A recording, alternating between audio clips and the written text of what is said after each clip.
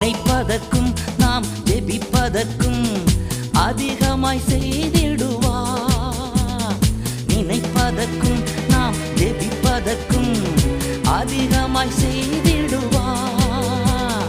களி கூறுவோம், களி கூறுவோம், கர்த்தர் சொன்ன வாக்குத்தத்தம் சொல்லி மகிழ்வோம். களி கூறுவோம், களி கூறுவோம், கவலைகள் மறந்து களி கூறுவோம்.